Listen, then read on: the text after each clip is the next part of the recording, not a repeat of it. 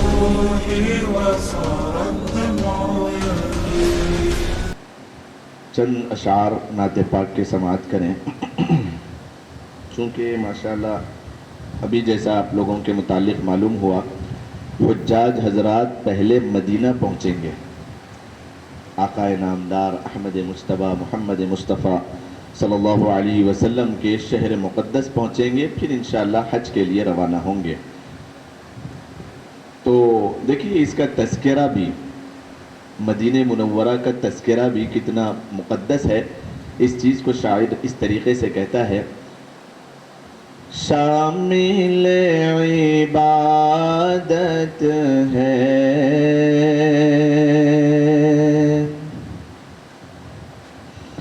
آرزو مدینے کی، شامل عبادت ہے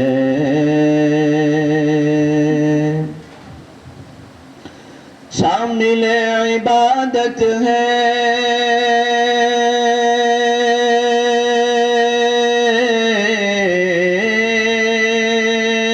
آرزو مدینے کی، آرزو مدینے کی، باوضو کیا کیجئے گفتگو مدینے کی، شامل عبادت ہے.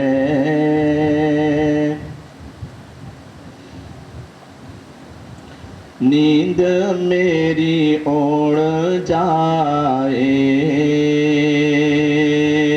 چاہتوں میں کھو جاؤں، نیند میری اڑ جائے. بعض حضرات کا قرآن میں نام نکلنے کے بعد یہی کیفیت ہوگی کہ نیند بھی اڑی ہوئی ہوگی، چین بھی کھویا ہوا ہوگا کہ وہ مدینہ منورہ میں آقا نامدار احمد مجتبیٰ محمد مصطفیٰ صلی اللہ علیہ وسلم کے پاک شہر مدینہ میں پہنچنے والے ہیں اور زیارت سے لطف اندوز ہونے والے ہیں. شاعر کہتا ہے: نیند میری اڑ جائے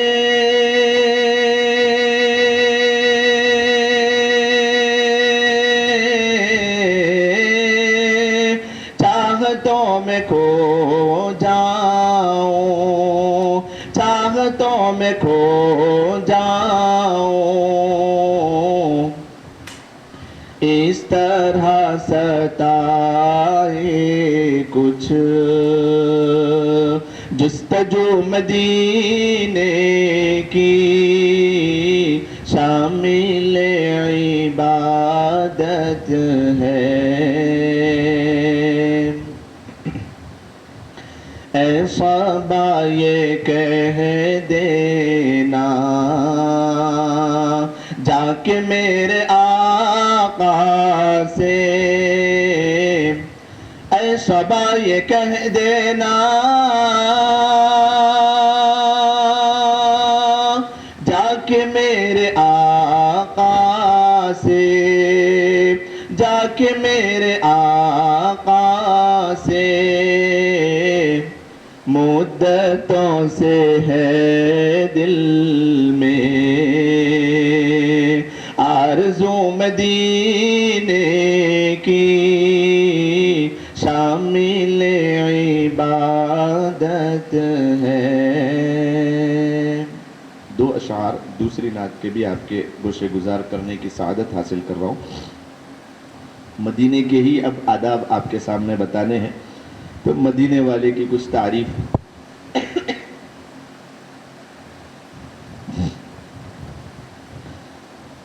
کلیوں کا تبسم ہے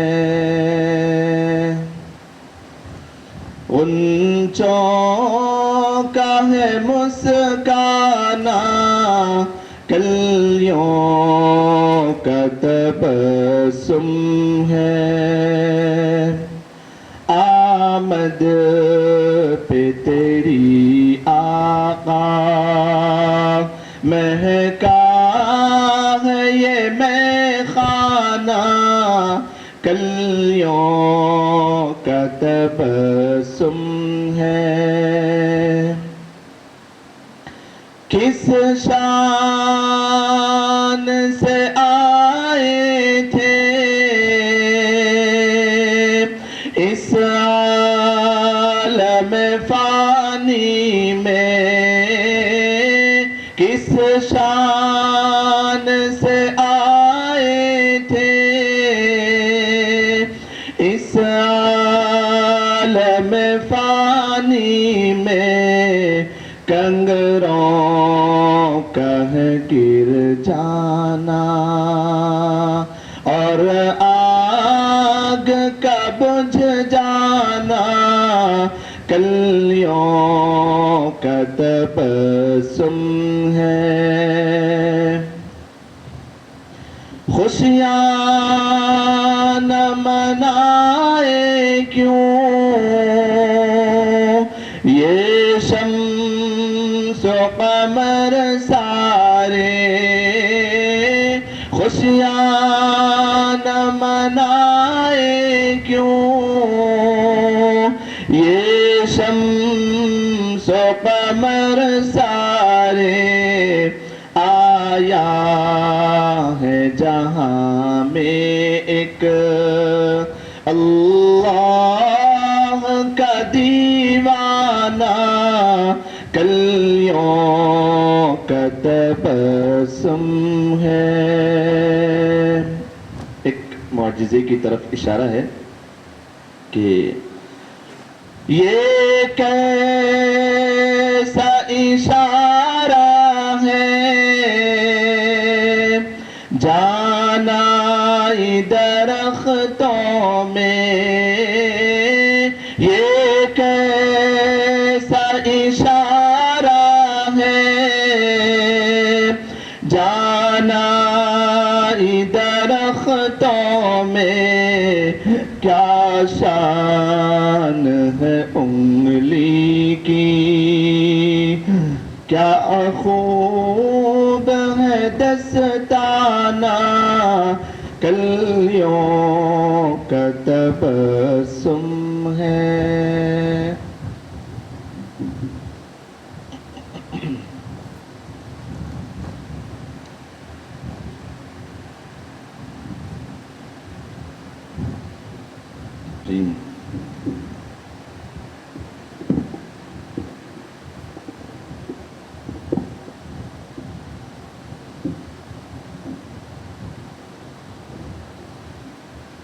دیکھیے، چند اشکالات اور چند سوالات لوگوں کے ذہنوں میں جو آئے ہیں انہوں نے کیا ہے، بہرحال اس کا جواب انشاءاللہ ابھی آپ کو مل جائے گا۔ اس کے علاوہ بھی دیکھیے، یہاں پر جب ہم بیٹھے ہوئے ہیں یہ کوئی رسم نہیں ہے،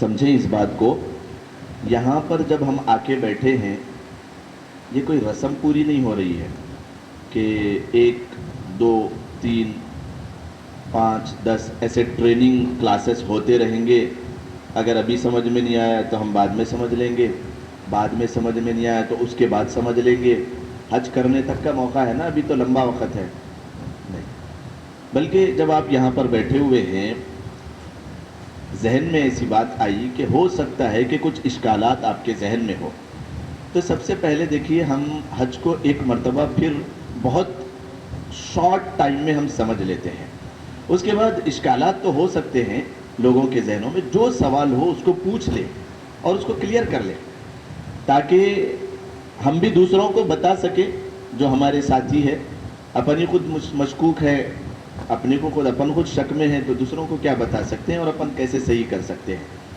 سامنے نہیں لا رہے ہیں، پوچھ نہیں رہے ہیں، بتا نہیں رہے ہیں، تو پھر یہ آپ کا بیٹھنا شاید وہ فائدے مند نہیں ہوگا۔ اسی لیے دیکھیے کہ سوالات کی تو ایک لسٹ ہے، انشاءاللہ اس کے جوابات میں دوں گا۔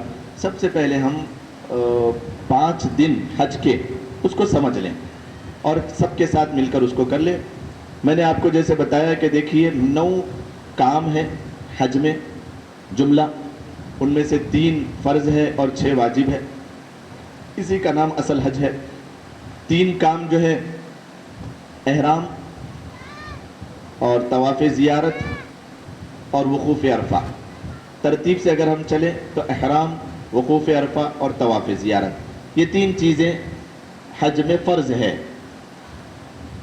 باقی 6 چیزیں واجب ہے. ذہن میں رکھیے کہ 10 ذی الحجہ کو مزدلفہ میں رات کے گزارنے کے بعد فجر کے بعد سے ایک اشراق تک آدھا گھنٹہ پونا گھنٹہ رکنا، یہ پہلا واجب ہے. دوسرا واجب ہے رمی جمار، بڑے شیطان کو کنکر مارنا. تیسرا واجب ہے قربانی کرنا. چوتھا واجب ہے حلق کرنا. پانچواں واجب ہے جو آپ نے طواف زیارت کیا ہے اس کے بعد سعی، یہ واجب ہے.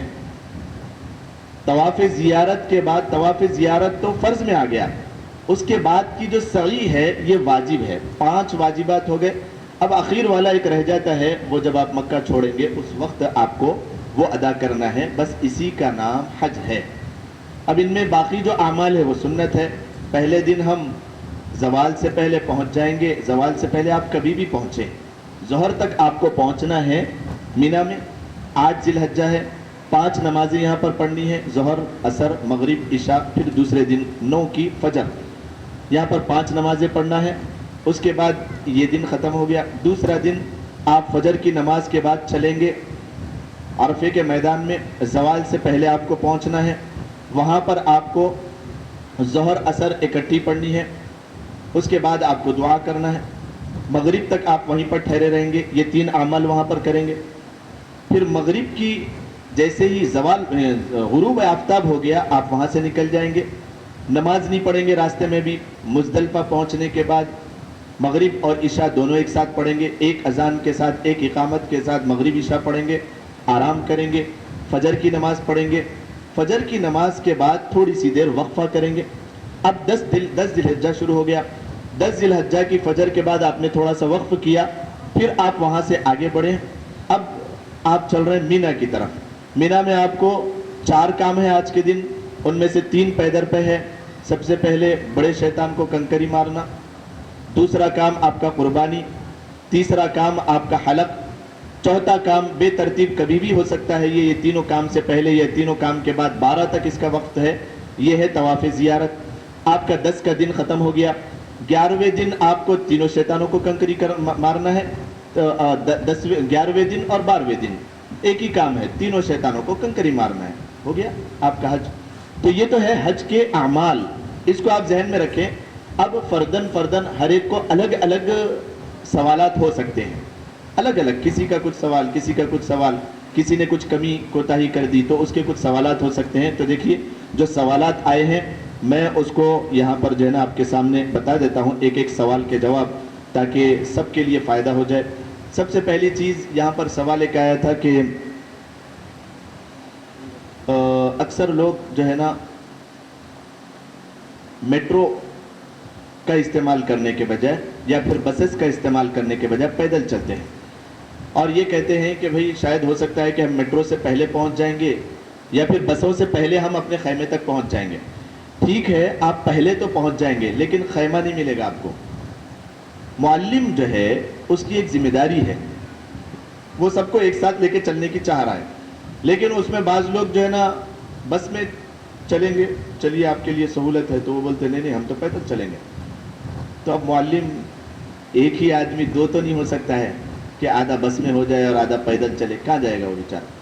اب وہ بس میں آئے گا تو پھر یہ لوگوں کی ذمہ داری کس کی؟ یہ جو پیدل گئے ہیں نا، 3 کاموں میں سے ایک کام انہوں نے کیا جو حاجیوں کو کرنا نہیں ہے. میں بھی بتایا تھا کیا کیا انہوں نے؟ ہوشیاری کی. پیدل ہو گئے. وہاں جا کے خیمے ایک جیسے، ادھر جا کے دیکھیں گے یہاں تو ہے نہیں، ادھر جا کے دیکھیں گے ایک جیسے ہی دکھ رہا ہے نہیں، کیا کریں گے؟ تو اسی لیے دیکھیے معلم حضرات کو فالو کرنا لازم ہے، ضروری ہے. پیدل جانے کے لیے بولے تھے یا مغرب وہاں پر پڑھنے کے لیے بولے تھے، عشاء یہاں پر پڑھنے کے لیے بولے تھے، فجر آپ پہلے لے کے جا رہے ہیں. جو بھی کر رہے ہیں معلم جو ہوتے ہیں، جیسے یہاں پر بھی محبوب نگر سے جو ہے نا معلم ہے، تو بہرحال آپ فالو کروائیں گے، سب کے لیے بیچ میں رہیں گے اور مسائل وغیرہ خدمت کے لیے آپ تیار ہیں. تو وہاں پر جو ہے نا جو چیز کو جس چیز کی جیسے گائیڈ کیا جا رہا ہے آپ کو اس کو فالو کرنا ہے. باقی آپ پیدل جا رہے ہیں یا پھر میٹرو کے بجائے آپ بس میں چڑھ رہے ہیں، جہاں پر بولا گیا اس کو نہیں کر رہے ہیں، تو ان کو تو مسائل معلوم ہوتے ہیں، سنت کیا ہے، واجب کیا ہے، فرض کیا ہے، کس چیز کے چھوٹنے پہ دم دینا ہے، کس چیز کے چھوٹنے پہ کچھ نہیں ہوگا، صدقہ بھی نہیں دینا، آپ کے حج میں کوئی کمی نہیں آئے گی، سب کچھ ان کو معلوم ہوتا ہے، اس لیے وہ کرواتے ہیں. تو حج کیمپ پہ اس طریقے سے بولا گیا تھا، مفتی صاحب نے ایسا کیا تھا، نہیں، بلکہ سپورٹ کریں، کوآپریٹ کریں، سیکھ رہے ہیں جو آپ، اور یہاں پر جو چیز آپ کو بتا رہے 100% ویسے ہی کر لیں، انشاءاللہ آپ کا حج آسانی کے ساتھ پورا ہو جائے گا. فالو کرنا بھی اس میں ایک چیز ہے.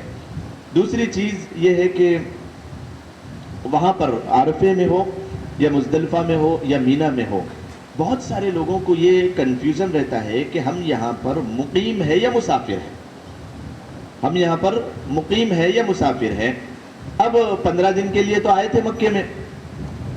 کوئی بھی شخص جو سفر کی شرعی ہے جو ہے نا مقدار ہے 77.5 کلومیٹر دور اپنے گھر سے نکل جاتا ہے، وہ مسافر میں آتا ہے، ٹھیک ہے، لیکن وہ ایک جگہ پر پہنچنے کے بعد 15 دن کی نیت کر لیتا ہے تو وہ مقیم ہو جاتا ہے. علماء نے یہاں پر لکھا ہے کہ عرفات، مینا، مزدلفہ، اس کے متعلق واضح طور پر اپنے ذہن میں رکھیں کہ یہ تینوں جگہیں مکے سے الگ شمار کی جانے لگی ہے، یہ الگ شمار کی جا رہی ہے. یہ مسئلہ ذہن میں رکھیں کہ وہاں پر پہنچنے کے بعد ہر شخص مسافر ہوگا، مقیم نہیں ہوگا. کنفیوژن دور کر لیں.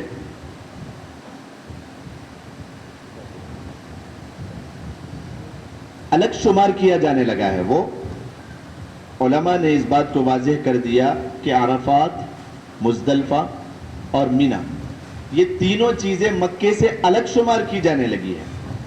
جب مکے کو چھوڑ کر، ٹھیک ہے آپ مکے میں 15 دن کے لیے رہنے کے لیے آئے ہیں، ٹھیک ہے، آپ نے جب مکے کو چھوڑا، مینا چلے گئے، تو اب آپ کی شرعی حیثیت وہ ختم ہوئی. یہاں پر آپ مسافر رہیں گے اور 2 رکعت نماز ادا کریں.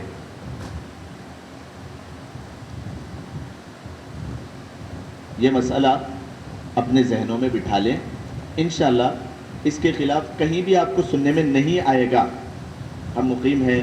میں آپ کو پہلے مسئلے کی وضاحت کر دوں. دیکھیے کہ ایک آدمی اپنے شہر سے، اپنے گھر سے، وطن اصلی سے 77.5 کلومیٹر، 77.5 کلومیٹر، اب جیسے میں حیدرآباد سے یہاں پر آیا 100 کلومیٹر ہو گیا، تو میں مسافر ہوں. یہاں پر 77.5 کلومیٹر دور چلا جاتا ہے اپنے وطن اصلی سے، تو پھر وہ وہاں پر مقیم نہیں ہوگا، مسافر ہوگا. اگر جہاں پر وہ پہنچا ہے منزل پہ 15 دن وہاں پر رہنے کی نیت کرتا ہے تو پھر وہ وہاں پر مقیم ہوگا، اور اگر اس سے کم کی نیت کرتا ہے تو پھر وہ مسافر ہوگا. زیادہ کی نیت کر کے وہ جو ہے نا کم کی نیت کر کے وہ وہاں پر گیا تھا لیکن کام نہیں بنا، بڑھتے چلے گئے، تو پھر وہ مسافر ہی رہے گا، مقیم نہیں ہوگا. کنفیوز نہیں ہونا ہے. یہ بات واضح طور پر اپنے ذہن میں رکھ لیں کہ اہل حق علماء کا اور چاروں جو مسالک ہے ان کا یہی فتویٰ ہے کہ عرفات میں، مزدلفہ میں اور مینا میں سارے حاجی مسافر ہوں گے. پھر وہ واپس جب آئیں گے مکہ اور وہاں پر وہ آ کر 15 دن رکنے کی اگر نیت کرتے ہیں تو پھر وہ مقیم ہوں گے، ورنہ وہاں پر پھر اب 7، 8 دن، 10 دن بچے ہیں تو پھر وہ وہاں پر بھی مسافر ہی رہیں گے، مقیم نہیں ہوں گے. یہ میں سنا ابھی، جیسا یہاں پر جو ہے نا آپ کے خادم الحجاج بیٹھے ہوئے ہیں تو بہت کلیشز ہوتے ہیں وہاں پر، بہت سارے لوگ کنفیوژن میں رہتے ہیں، تو میں نے سوچا کہ آپ کے سامنے وضاحت کے ساتھ یہ چیز کہہ دیں، ہم مسافر یا مقیم.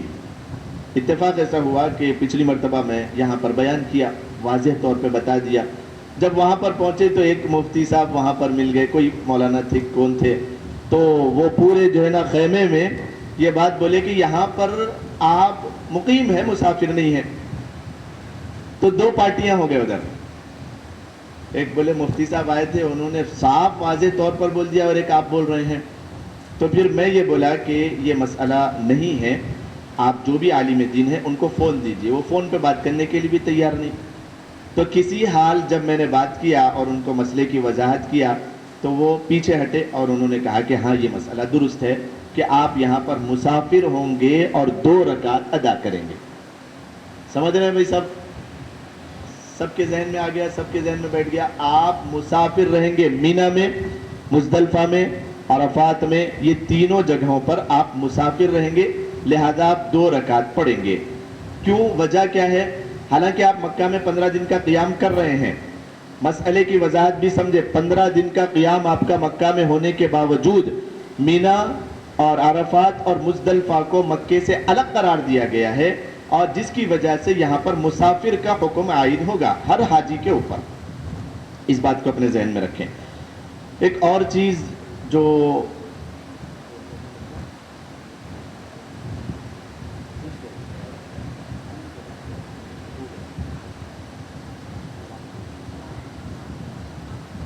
دیکھیے، ایک اور مسئلہ میں واضح کر دوں کہ مرد حضرات کے لیے خاص طور پر احرام، ابھی میں نے جیسا آپ کو باندھ کے بتایا کہ احرام کے باندھنے کے بعد آپ بیچ میں نے کہا کہ آپ غسل لے سکتے ہیں بغیر میل کو دور کرائے ہوئے اور بغیر صابن وغیرہ کے استعمال کیے ہوئے آپ غسل لے سکتے ہیں۔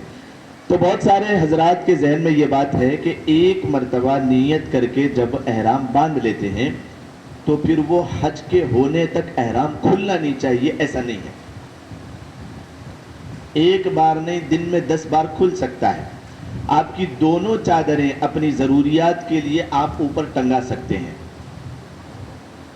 سمجھ لیں یہ بات کو کہ آپ غسل لینا چاہ رہے ہیں، اوپر کی چادر کو آپ لٹکا کے رکھ دیے، نیچے کی چادر پہ آپ غسل کیسے لیں گے؟ الٹا ہو کے غسل تو لے نہیں سکتے، گڑبڑ ہو جائے گی۔ مسئلہ اپنے ذہن میں رکھیں کہ آپ دونوں چادریں، اور صحیح چیز یہ ہے کہ آپ اپنی حدث اصغر ہو یا حدث اکبر ہو، آپ واش روم کو جا رہے ہیں تو اس موقع پر بھی چھینٹے وغیرہ، پانی صاف ہے ناپاک ہے کیونکہ آپ واش روم میں ہیں، تو آپ وہاں پر احتیاط کے لیے دونوں چادریں اتار کے اوپر لٹکا سکتے ہیں۔ اپنی ضرورت سے فارغ ہونے کے بعد پھر آپ جو ہے نا دونوں چادریں احتیاط کے ساتھ باندھ لیں۔ یہ بات اپنے ذہن سے نکال دیں کہ ایک مرتبہ باندھ لیا، بس باندھ لیا، اب کھلے گا نہیں یہ ہونے تک، یہ نہیں، ایسا نہیں ہے مسئلہ۔ سمجھ میں آ رہا ہے نا؟ ذہن میں رکھیں بھائی، اس کو رسم نہ بنائیں، کوئی رواج نہ بنائیں، اسے بار بار ہوتے رہیں گے۔ جو مسئلے بیان کیے جا رہے ہیں اس کو آپ فٹ کر لیں، ذہن میں رکھ لیں، انشاءاللہ آپ کے لیے کام آئیں گا، فائدہ ہوگا۔ تو دونوں چادریں آپ 10 مرتبہ اتار سکتے ہیں، غسل لے سکتے ہیں بغیر میل کو دور کیے ہوئے، بغیر صابن کے استعمال کیے، بغیر گھسنی اور وغیرہ کے، آپ آرام سے راحت کے لیے، غسل راحت جسے کہتے ہیں، ٹھنڈا پانی آپ ڈال لیے اور فریش ہو گئے، پھر آگے چلے آپ۔ تو دونوں چادریں اتار کے یہ چیز ہو سکتی ہے، بار بار آپ کھول سکتے ہیں، کوئی مسئلہ نہیں ہے، لیکن سلا ہوا کپڑا پہننا نہیں ہے۔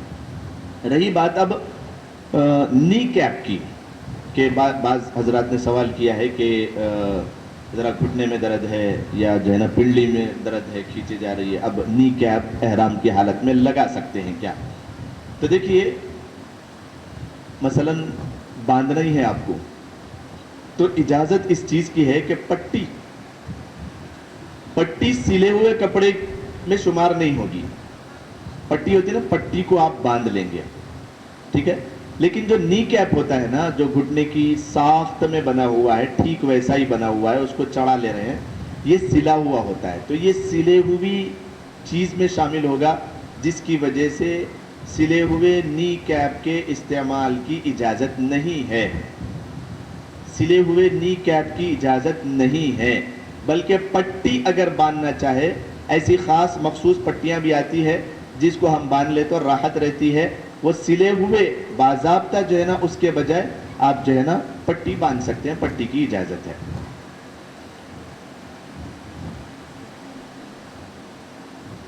ہاں، آپ جب مینا، عرفات، مزدلفہ میں، یہ لوگ جو سوال کیے ہیں اس کو ہم لکھ کے جو ہے نا سب کے سامنے واضح کر رہے ہیں۔ مینا، عرفات، مزدلفہ، یہ تینوں جگہوں میں جب آپ مسافر ہیں تو آپ جماعت سے پڑھیں یا اکیلے پڑھیں، آپ 2 رکعت پڑھیں.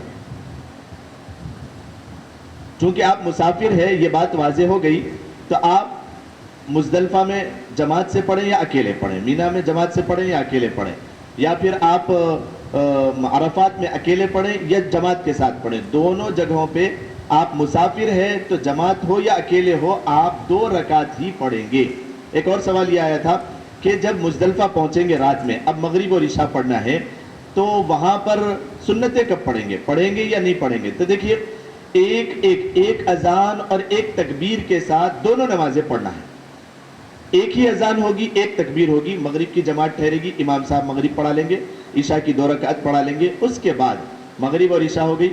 اب عشاء کی نماز کے بعد آپ پہلے مغرب کی سنتیں پڑھ لیجئے، اس کے بعد پھر آپ عشاء کی سنتیں پڑھ لیجئے. یہ بھی ایک مسئلہ واضح ہو گیا. اور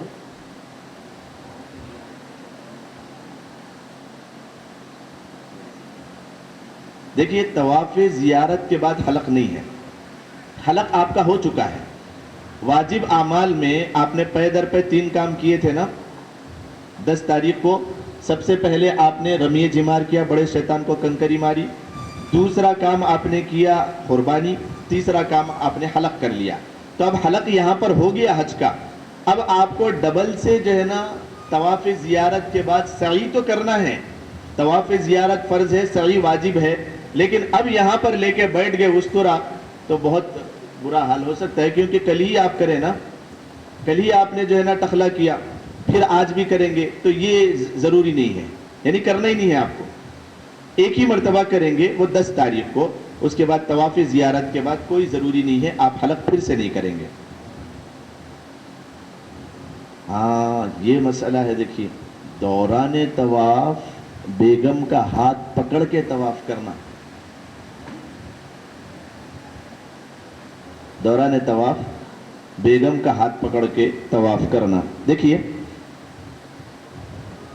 ہاتھ پکڑ کے طواف تو کر سکتے ہیں، لیکن فیلنگز، شہوت نہیں آنی چاہیے. کر سکتے ہیں، اجازت ہے، علماء نے اس بات کی اجازت دی ہے. آپ چاہے ہاتھ پکڑ کے کریں، چاہے آپ پیچھے سے مونڈوں پر ہاتھ رکھ کے، جس طریقے سے لوگ دھکا مکی میں نہ آئے. یہ سچویشن ہوتی ہے، وہاں پر بہت سارے لوگ ہوتے ہیں تو مونڈوں پہ ہاتھ رکھ کے کر رہے ہیں، تو کوئی مسئلہ نہیں ہے، اس میں احتیاط آپ کروا رہے ہیں. لیکن اس حالت میں شہوت جس کو بولتے ہیں، کوئی جو ہے نا فیلنگز، یہ چیز نہیں آنی چاہیے. ایسی بات بھی نہیں ہونی چاہیے اور ایسی سوچ بھی نہیں آنی چاہیے، ایسی فیلنگز بھی نہیں آنی چاہیے. چونکہ وَلِلَّهِ عَلَى النَّاسِ، اللہ کی ملاقات کے لیے آپ گئے ہیں، اللہ کے لیے. اب یہ سچویشن ہے آپ کے لیے کہ اللہ کے لیے آپ اس چیز کو ایک 5 دن کے لیے خاص طور پہ دور کرنا ہے. تو بہرحال ہاتھ پکڑ کے طواف کر سکتے ہیں، طواف کروا سکتے ہیں، لیکن کوئی فیلنگز نہیں آنی چاہیے. اس بات کو اپنے ذہن میں رکھیں. حالت احرام میں تکبیر تشریق، دیکھیے سب سے بڑا عمل، بہترین عمل اور سب سے بڑا جو عبادت حالت احرام میں بتائی گئی نا، وہ تکبیر تشریق ہی ہے. تکبیر تشریق واجب نہیں ہے. واجب اعمال میں نے آپ کو بتا دیے. واجب اعمال جو تھے میں نے آپ کو بتا دیے. 6 عمل واجب ہے، 7واں نہیں لا سکتے اپن. تو تکبیر تشریق یہ واجب نہیں ہے، پڑھنا ہے آپ کو زور سے. جتنی مرتبہ چاہے آپ پڑھیں. نیت کرنے میں، نیت کرنے کی الگ جو ہے نا حکم ہے نیت کرتے وقت، لیکن زور سے پڑھیں آپ. 3 مرتبہ کم سے کم 3 مرتبہ زور سے پڑھیں، جیسے ہی آپ نے 2 رکعت پڑھیں گے. اب یہاں پر ایک چیز یہ بھی آ جاتی ہے کہ عمرے کی نیت، جیسا آپ نے بتایا کہ فلائٹ میں کرنا کہہ کر کہے ہیں، تو عمرے کی نماز میں بھی ادا کرنا ہوگا پلین میں. ٹھیک ہے، میں سمجھ گیا سوال. دیکھیے، سوال یہ ہے کہ جب عمرے کی نیت آپ نے بتایا کہ گھر پہ نہ کریں بلکہ فلائٹ میں کریں، تو نماز کہاں پڑھیں؟ نماز کہاں پڑھیں؟ یہ بھی ہے نا. تو دیکھیے، نماز 2 رکعت آپ احرام کی نیت سے پڑھ سکتے ہیں گھر میں. نیت آپ فلائٹ میں کریں. ٹھیک ہے، نماز آپ گھر میں پڑھ لیں 2 رکعت. اور پلین میں بھی خاص حصہ ہے، اگر وہاں پر جا کے پڑھنا چاہیں، آپ کو معلوم ہے یقینی طور پہ کہ وہاں پر ہے تو ٹھیک ہے، ورنہ آپ گھر میں 2 رکعت پڑھ لیں.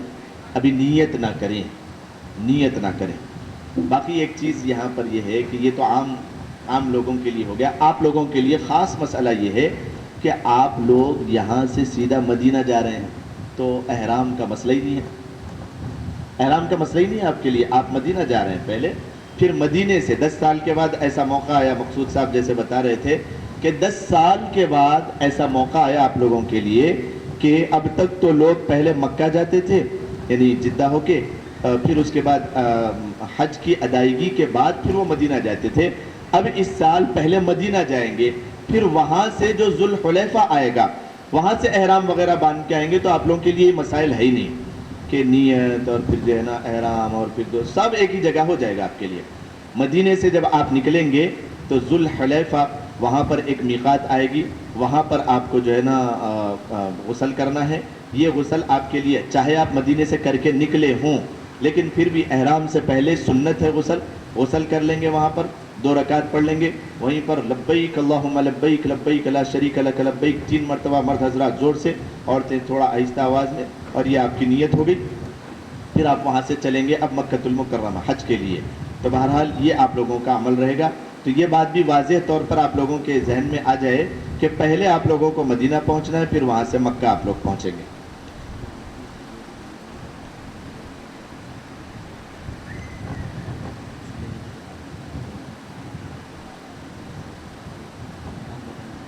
دیکھیے, عورت کے لیے احرام بدل سکتے ہیں کیا مینا, عرفات میں, مزدلفہ میں, یہ سوال ہے. تو دیکھیے, عورت کا احرام صرف چہرہ کھلا رکھنا ہے. وہ چینج کرنا چاہ رہی ہے کپڑے, کوئی مسئلہ نہیں ہے.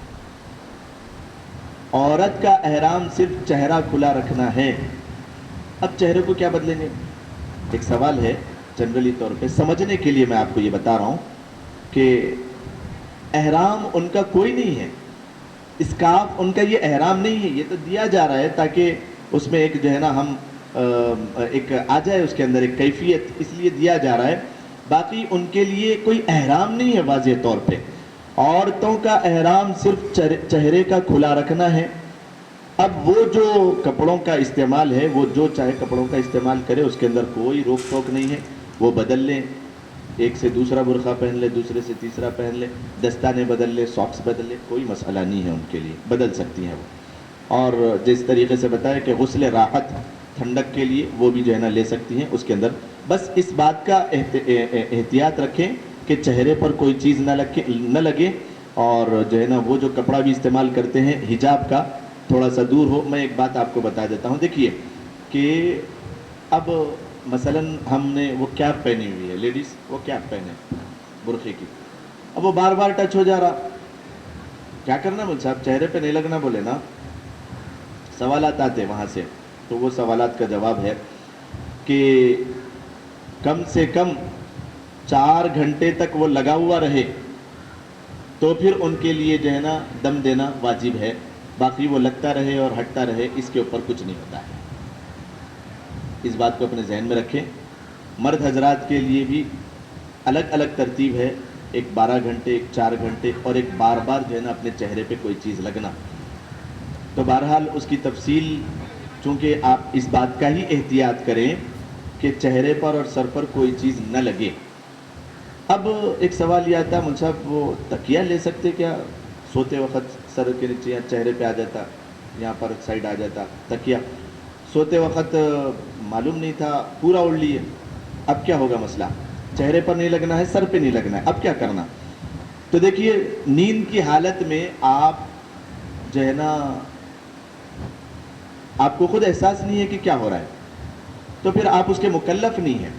نیند کی حالت میں آپ پورا اوڑھ لیے تھے, جیسے ہی نیند ہوشیار ہوئی فوراً آپ کو ذہن میں آتی ہٹا لینا ہے, کچھ بھی نہیں ہوا, کچھ نہیں ہوا, نہ صدقہ ہے نہ آپ کے لیے کوئی دم ہے, کچھ نہیں ہے. باقی نیند کی حالت میں تکیہ لے سکتے ہیں, جان بوجھ کے بھی آپ ایسا پلٹ کے سو رہے ہیں, تکیہ آپ کے جو ہے نا چہرے کے اوپر آ رہا ہے, سو سکتے ہیں, اس کے اوپر کوئی مسئلہ نہیں ہے. تو تکیہ لے سکتے ہیں, اور چادر وغیرہ سر سے اور چہرے سے ذرا دور رکھیں. کوئی چیز اٹھا کے بھی نہیں چل سکتے. اگر عرفات وغیرہ جا رہے ہیں تو آپ جو ہے نا سامان لے لیے. ایک درخواست یہ بھی ہے کہ آپ مکے سے جب جو ہے نا حج کے ایام میں مینا, مزدلفہ اور عرفات جا رہے ہیں, کم سے کم سامان لیں, ضروریات کی چیزیں لیں بس. इतनी मुश्किल होगी, परेशान हो जाएंगे। 2-4 जोड़े उसमें डाल के बड़ा बैग सूटकेस बना के ले लेंगे, परेशान हो जाएंगे। अपने आप को ही संभालना मुश्किल है, उतनी थकावट का काम है, आसान नहीं है हज। वो लेके जाने को तो चले जाएंगे, फिर बहुत परेशान हो जाएंगे, बहुत परेशान हो जाएंगे। बस ज़रूरत का जो सामान है उतना ही बस ले लें और उसको पैक कर लें, अपने साथ रख लें। हाँ, वापस भी लेके आ सके तो लेके आए, वरना वहीं पर जो है ना नीयत सदक़े की करके वापस आ जाएं। लेकिन जो है ना ज़्यादा सामान लेके जाना नहीं है, ये दरख्वास्त है, वहाँ याद करेंगे जाने के बाद, परेशान हो जाएंगे नहीं तो। और कोई सवाल?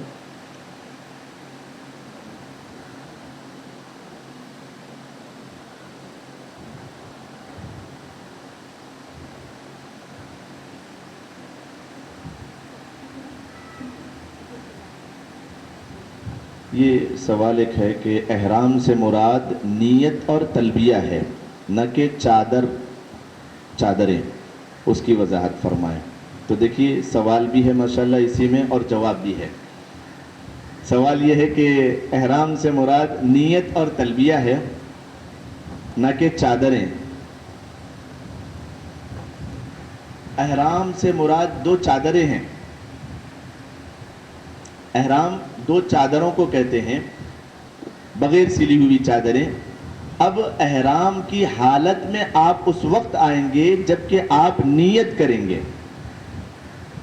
जबकि आप नीयत करेंगे और तलबिया पढ़ेंगे। नीयत मैंने आपको बताया, एहराम की पाबंदियां आपको नीयत और तलबिया पढ़ने के बाद लगेगी, लेकिन एहराम तो कहेंगे आपको 2 चादरों को।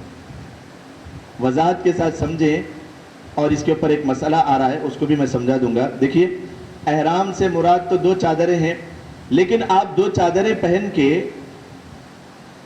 कितना ही आप उसके साथ जो है ना वो कर लें, वो तो एक लिबास की तरह है। जब तक आप नीयत नहीं करते हैं और तलबिया नहीं पढ़ते हैं, एहराम के नवाकिस आप पर आयद नहीं होंगे। नीयत जब करेंगे आप, फिर आप तलबिया पढ़ लेंगे, उस वक्त आपके ऊपर सारे के सारे नवाकिस आयद हो जाएंगे, फिर आपको उसका एहतियात करना लाजिम और ज़रूरी होगा। कोई और सवाल किसी का है? चलिए हम अब आइए, किसी का सवाल हो तो आइए पूछिए। ये बहुत अच्छी चीज़ है, इरादा इस बात का हो गया है कि भाई हम सीख कर फिर इंशाल्लाह जाएंगे, तो बहुत अच्छा है। जिसका भी सवाल हो। तवाफ के दौरान इस्तिलाम करना भूल जाए तो क्या करना चाहिए?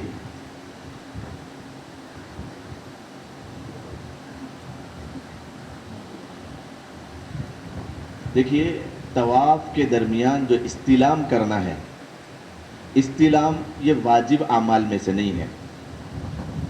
बोसा देना पहले ज़रूरी था, अब जब वो नहीं है तो ये सुन्नत अमल है, सुन्नत अमल है। आप चलते चलते बिस्मिल्लाह अल्लाहु अकबर कह लें या अल्हम्दुलिल्लाह कह लें, अहादीस में ये लिखा हुआ है, उलमा ने तफसीर बयान की है। कुछ भी एक अल्लाह की तस्बीह आप पढ़ लें, काफ़ी है। अब चूँकि आप तवाफ़ कर रहे हैं तो गालिब गुमान यही है कि आप कुछ ना कुछ ज़िक्र अस्कार ही कर रहे हैं, कुरान की आयतें पढ़ रहे हैं, अफ़ज़लुल इबादती तिलावतुल कुरान, या फिर आप सुभान अल्लाह अल्हम्दुलिल्लाह अल्लाहु अकबर कह रहे हैं, ये काफ़ी है, ये काफ़ी है। लेकिन आप ख़ास तौर पर इस तरीक़े से करना अगर भूल जाएं तो आपके लिए कोई सदका खैरात और कोई जो है ना दम वगैरह कुछ नहीं है, आपका तवाफ़ मुकम्मल हो रहा है। दूसरा सवाल ये है कि कंकरियां किसी दूसरे के बदल में मार सकते हैं क्या, जैसे माँ या बाप के बदले में बेटा मार सकते हैं क्या? देखिए, कंकरियां ये वाजिब अमल है, जैसा अभी मैंने आपको बताया ना, कंकरियां क्या है, ये वाजिब अमल है। कंकरियों को अगर किसी ने छोड़ा तो फिर उसके ऊपर दम वाजिब आ जाएगा। किसी के बदले में कोई नहीं मार सकते हैं, उनको ही जाके मारना है। ये बात अपने जहन में रखें। अच्छा सवाल किया भाई ने, समझने के लिए सबको। अपने ख़ैमे में बैठकर ये भाई मेरे कंकरियां हैं साथ, आप मार के आ जाओ, नहीं चलेगा। क्योंकि कंकरी मारना क्या है, फर्ज के बाद दूसरा दर्जा वाजिब का है, यानी थोड़ा सा फर्क फर्ज में, उसको कहते हैं वाजिब। वाजिब के छूटने से आपको दम देना लाजिम होगा। लिहाजा ये छोटी चीज़ नहीं है, ये बड़ी चीज़ है। تو یہ بہرحال آپ کو خود جا کے بذات خود مارنا ہوگا، کسی اور کو دے کے مارنے لگانے سے یہ کام نہیں ہوگا. آپ صرف یوں ڈال بھی دیں تو کافی ہے، لیکن وہاں تک پہنچنا اور آپ کو مارنا ضروری ہے. کیا ہر طواف میں استباع کرنا ہے؟ دیکھیے، جو عمرے کا یا حج کا طواف ہے اسی میں آپ احرام باندھیں گے، ٹھیک ہے، اسی میں آپ احرام باندھیں گے اور آپ جو ہے نا رمل بھی کریں گے اور استباع کریں گے.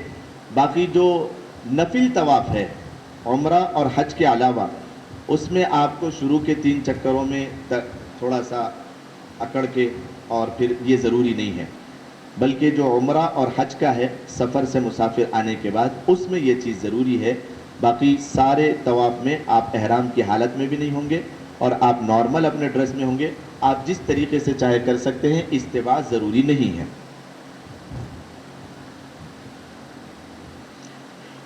طواف زیارت کے معنی کیا ہے؟ دیکھیے، طواف زیارت یہ حج کے ارکان میں سے دوسرا رکن ہے، دوسرا نہیں بلکہ تیسرا رکن ہے. احرام، وقوف عرفات، طواف زیارت. طواف زیارت بعض لوگ سمجھتے ہیں کہ کعبۃ اللہ کی زیارت والا طواف ہے، ایسا نہیں ہے، بلکہ اس کا نام ہے یہ طواف زیارت. یہ ایک رکن ہے، یہ فرض ہے.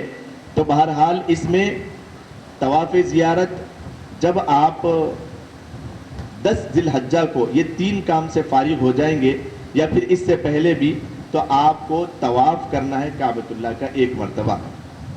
7 چکر کا 1 طواف ہوتا ہے، تو 1 مرتبہ آپ طواف کریں گے. اس کو طواف زیارت کہا جاتا ہے. یہ فرض ہے، تو بہرحال اس کو کرنا لازمی ہے اور ضروری ہے.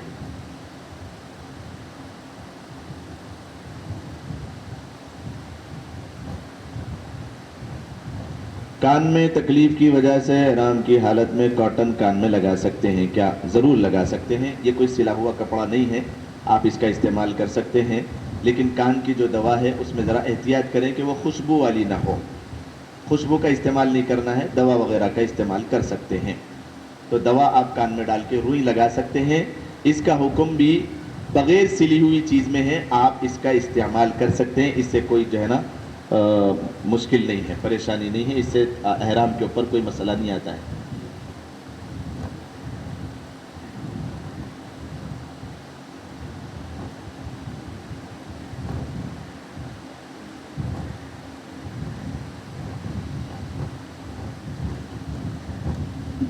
دیکھیے، حالت احرام میں جس کی عمر زیادہ ہے، جن کو جو ہے نا سلسلۃ البول بولتے ہیں، یعنی پیشاب کے خطرات کی بیماری، اس کو کہتے ہیں سلسلۃ البول. اس کی جو بیماری ہے ان کے لیے ضرورت ہے، ضرورت کے تحت پیمپر کا استعمال کرنا. تو یہ اب ان کے لیے ضرورت ہے. اس واسطے علماء نے اس بات کو بیان کیا ہے کہ وہ پیمپر کا استعمال کر سکتے ہیں، کیونکہ وہ مجبوری ہے ان کی. بہتر یہ ہے کہ وہ لوگوں کے لیے بھی کوئی ایک ایسا کپڑا ہو جو سلا ہوا نہ ہو، اس چیز کو وہ باندھ لے تاکہ خطرات اس میں آ جائے. اس سے اور ایک آگے میں مسئلہ بتاؤں گا، اس کو بھی توجہ کے ساتھ سنیں. وہ پیمپر بھی بہرحال سلے ہوئے کپڑوں میں نہیں ہے، اگر وہی اس میں ہی بہتر ہے تو اس کو جو ہے نا استعمال کریں. باقی جو ہے نا کوئی ایسی چادر، کوئی ایسا کپڑا جو سلا ہوا نہیں ہے، وہ چیز کو جو ہے نا باندھ دے احتیاط کے ساتھ، تاکہ خطرات کی جو شکایت ہے وہ اسی میں جذب ہو جائے، اور پھر جہاں پر ان کو سہولت ہو سکتی ہے وہاں پر وہ کپڑے کو چینج کر لیں. اس سے پھر جو ہے نا آپ فراغت حاصل کر لیں، طہارت حاصل کر لیں. یہ مسئلہ لکھا ہوا ہے.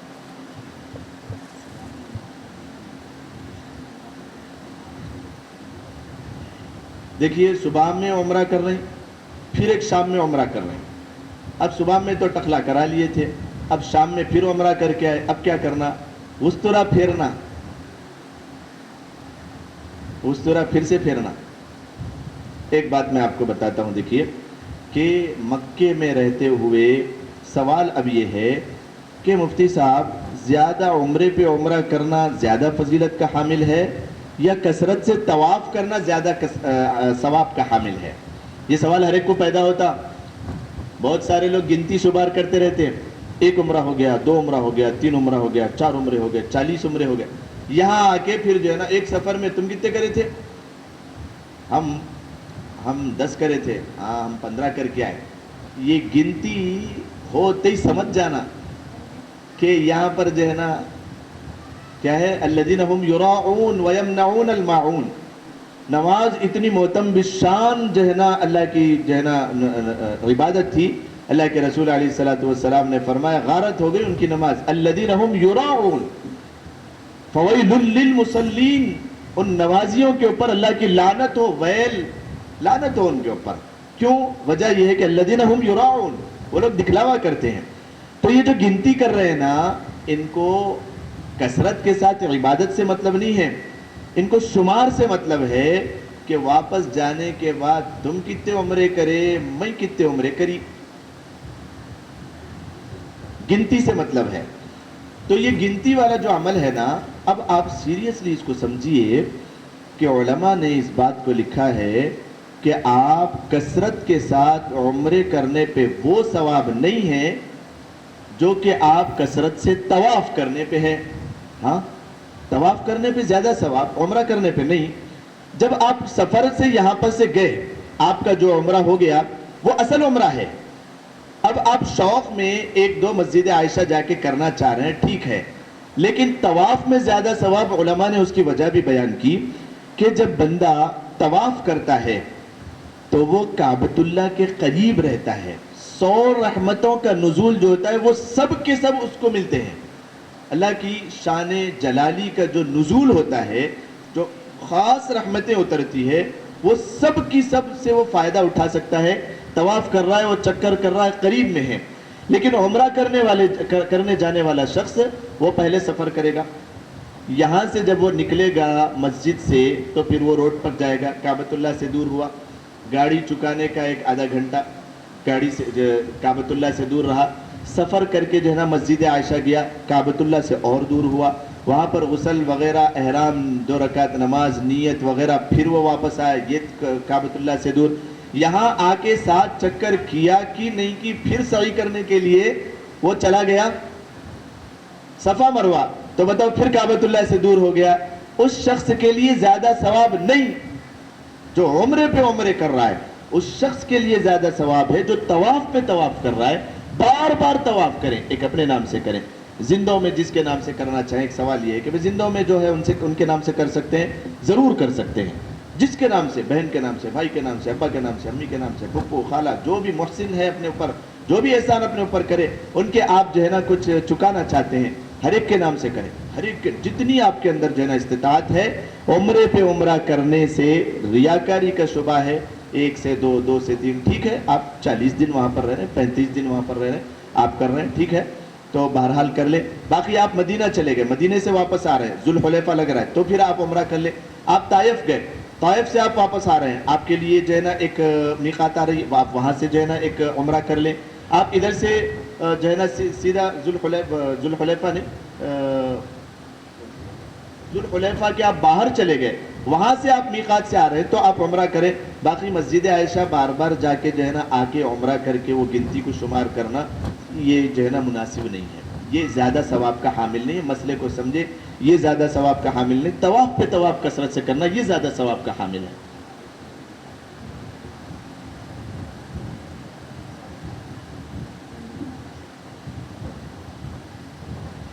دیکھیے، طواف پہ طواف کرتے جا رہے ہیں، عمرے پہ عمرے کرتے جا رہے ہیں، گھٹنے درد دے رہے ہیں، سر درد دے رہا، وکس کا استعمال کر سکتے ہیں کیا؟ زنڈو بام کا استعمال کر سکتے ہیں کیا؟ ایک اور چیز آگے بڑھ کے میں آپ کو بتاؤں تو زندہ تلسمات، ہر درد کی دوا استعمال کر سکتے ہیں کیا؟ دیکھیے، اس میں خوشبو ہے، خوشبو ہے اس کے اندر. یہ خوشبو والی چیزوں کا استعمال نہیں کر سکتے. خوشبو والی چیزوں کا آپ استعمال نہیں کر سکتے. خوشبو والی صفائی کے لیے ہو، کسی بھی ضرورت کے لیے ہو، خوشبو والی چیز کا استعمال نہیں، بلکہ آپ صبر کریں گے ان چیزوں کے اوپر. اور پھر جو ہے نا اگر ایسی اجازت مل جائے گی تو کہانی کہاں سے کہاں بڑھ جائے گی. علماء نے اس بات کو لکھ دیا ہے کہ بہرحال آپ جو ہے نا زنڈو بام اور زندہ طلسمات اور وکس وغیرہ کا استعمال نہیں کریں گے۔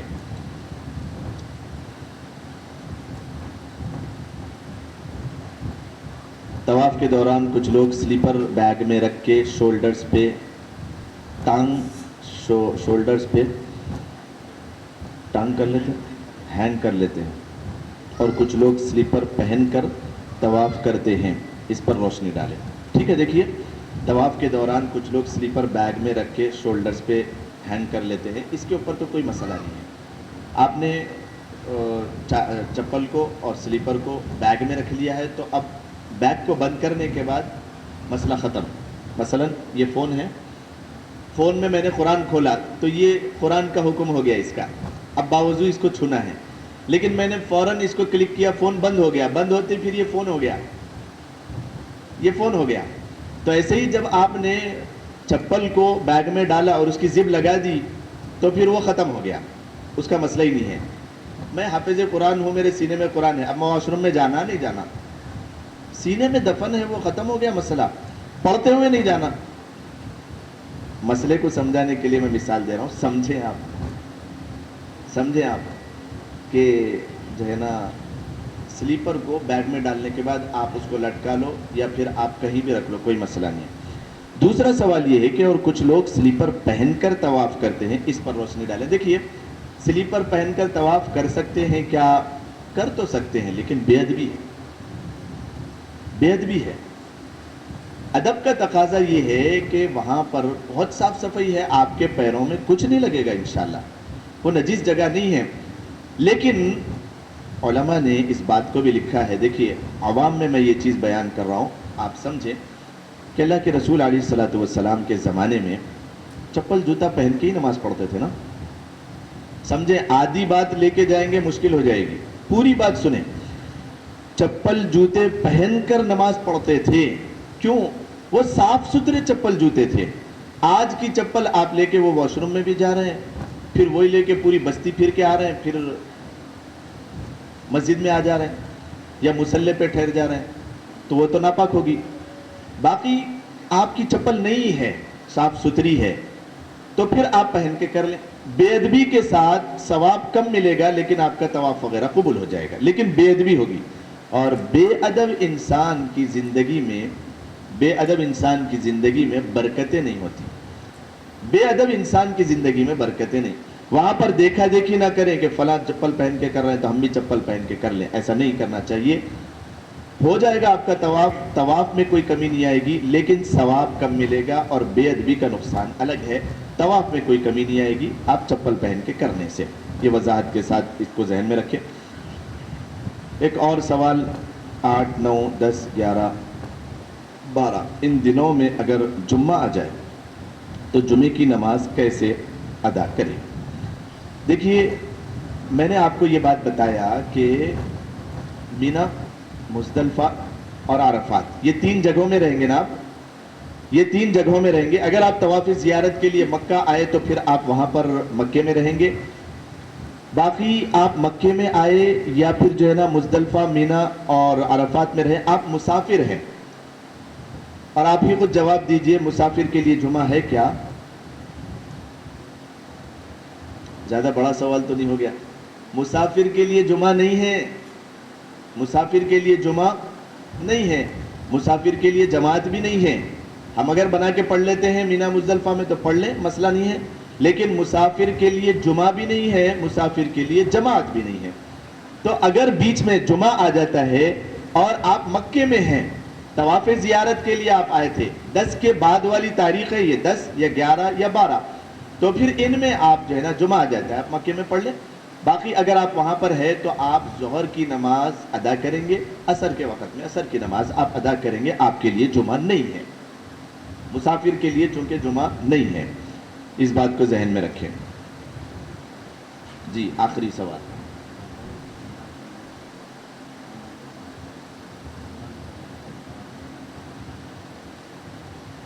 دیکھیے بغیر عمرے کی نیت سے احرام باندھ کر طواف کر سکتے کیا؟ آج کل کیا ہو رہا ہے معلوم ہے، یہ سوال کیا ہے میں آپ کو بتاتا ہوں۔ بغیر احرام کے نیچے جانے نہیں دینے، اوپر سے کرے تو نیچے کی 1 چکر، اوپر کے 5 چکر برابر ہے. اب کیا کرنا؟ اب مفتی صاحب کو کال آتا، مفتی صاحب وہ احرام باندھ کے نیچے جا سکتے کیا؟ اکثر لوگ. تو دیکھیے یہ احرام بھی ایک چادر، ایک لباس ہے. احرام بھی ایک لباس ہے. بہرحال ان کے ذہن میں یہی ہے کہ یہ عمرہ کرنے کے لیے آئے، لیکن آج کل وہ بھی پکڑ لے رہے ہیں. دیکھ رہے ہیں وہ سر میں ٹخلا کرا ہوا ہے، تو پھر یہ ٹخلے کے بعد پھر کون سا عمرہ ہے وہ خود پوچھ رہے ہیں، روک رہے ہیں وہ. باقی اس کا جواب یہ ہے کہ آپ عمرے کے لیے بغیر احرام کی نیت کے آپ احرام باندھ کے اگر جا رہے ہیں تو اس میں دھوکہ ہے. آواز میری آ رہی ہے پیچھے تک؟ بغیر عمرے کی نیت کے آپ احرام باندھ کے جا رہے ہیں، نیت آپ کی یہ ہے کہ نیچے سے جلدی جلدی ہو جائے تو آسانی کے ساتھ میں کر لوں، بہتر رہے گا. اوپر سے بڑی لمبی چکر ہو رہی ہے، تو اس میں آپ نیک عمل بھی ہو رہا ہے اور سامنے والے کو دھوکہ دینے کا شبہ ہو رہا ہے. ٹھیک ہے؟ تو یہ دھوکہ دینے کی وجہ سے آپ کا طواف تو قبول ہو جائے گا، لیکن اللہ کے رسول نے فرمایا من غشنا فلیس منا، جو دھوکہ دے وہ ہم میں سے نہیں. اب ان کے جو اصول ہیں اس کو فالو کرنا چاہیے، ان کی بھی اپنی راحت کے لیے. ہزاروں لاکھوں لوگ ہوتے ہیں، لہذا درست نہیں ہے لیکن حرام بھی نہیں ہے.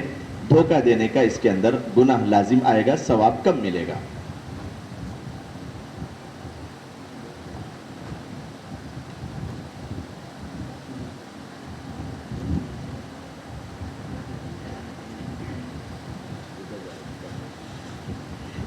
دیکھیے مکے سے اپنے رشتہ داروں سے ملنے کے لیے جدہ جا رہے ہیں کوئی، اب واپس آتے ہوئے کوئی میقات نہیں لگتی ان کو. 1 بار نہیں 10 بار جا کے وہ آ سکتے ہیں، کوئی میقات بیچ میں نہیں ہے. میقات تو جدہ سے بھی اگر آپ پلین میں ہیں تو کم سے کم 1-2 گھنٹے، مطلب کتنی دور ہے وہاں سے بھی 2 گھنٹے میں تو ہم ممبئی سے یہاں پر آ جاتے ہیں، 1.5 گھنٹے میں آ جاتے ہیں. تو اس سے زیادہ لمبا ہے میقات، بہت دور ہے جدہ سے. تو جدہ آپ جا کے آ رہے ہیں، آپ کو کوئی میقات بیچ میں نہیں لگتی ہے، لہٰذا آپ وہاں سے جتنی مرتبہ جانا چاہے جا کے آ سکتے ہیں. وہاں سے آنے پر آپ کو کوئی عمرہ لازم نہیں ہوگا، لازم نہیں ہوگا کہ آپ کو میقات ہی نہیں لگ رہی ہے. بہرحال یہ تھے مسائل، اور جس کے بھی سوالات ذہن میں آ رہے ہوں یہاں حافظ صاحب کے پاس جو ہے نا اس چیز کو آپ بتائیں، اس کے بھی جوابات دیے جائیں گے. اب دیکھیے تھوڑی سی دیر میں آپ کے سامنے بہت ہی عظیم الشان سفر آپ کا جو یہاں سے شروع ہونے والا ہے، وہ آقا نامدار احمد مجتبی محمد مصطفیٰ صلی اللہ علیہ وسلم کی شہر مبارک کی طرف ہم کو چلنا ہے. بہرحال ابھی تک تو ایسا ہوتا تھا کہ مکے سے جاتے تھے، لیکن اب ڈائریکٹ یہاں سے مدینہ جانا ہے. اس کے کچھ آداب ہیں. آداب کے بغیر تو برکتیں نہیں، وہ راحتیں نہیں، وہ فضیلت نہیں، وہ چیز انسان حاصل کر ہی نہیں سکتا ہے. جتنا جو شخص آداب کا لحاظ کرے گا، خدا کی قسم اس کی ہر چیز میں اتنی ہی برکتیں، اور وہ اتنا لطف اندوز ہوگا، اتنا فائدہ اٹھائے گا، اور اس کو اتنا ہی جو ہے نا برکتیں ملے گی، اور اتنا قبول ہوگا وہ آداب کے ساتھ.